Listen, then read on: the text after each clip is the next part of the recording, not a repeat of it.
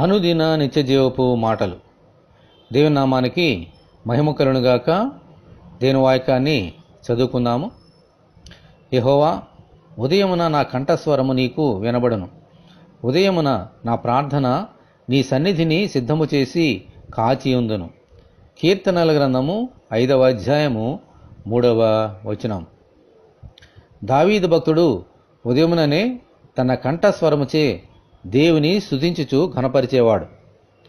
అలాగే ఉదయముననే తన ప్రార్థనను సిద్ధపరిచి ఆయనకు వినిపించాలని కనిపెడుతూ ప్రార్థనలో గడిపేవాడు.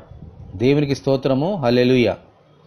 ప్రతిరోజు ఉదయముతోనే ఆ రోజు ప్రారంభం అవుతుంది. దావీదు భక్తుడు ప్రతిదినమును స్తుతులతో ప్రార్థనలతో ప్రారంభించేవాడు. అందుకే ప్రతి విషయంలో దేవుని చేత దీవించబడ్డాడు. మనము కూడా ప్రతిరోజును స్తుతుల చేత ప్రార్థనల చేత ప్రారంభం చేయాలి. అది మనకెంతో ఆశీర్వాదకరం. దేవునిలో దినదినము ఎదుగుతాము. ఆమేన్, హల్లెలూయా. ఇటువంటి కృప కొరకు దేవుని మనమందరము ప్రార్థన చేసుకుందాము. ప్రభువా, ప్రతి దినమును నూతనముగా మాకు అనుగ్రహించుచున్నందుకు మీకు వందనములు.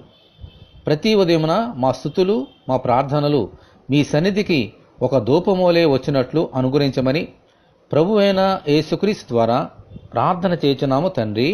ఆమేన్. ప్రభువైన యేసుక్రీస్తు కృప మనకందరికీ తోడే ఉండి నడిపించునుగాక. ఆమేన్. పరిశుద్ధ దేవుని మందిరం.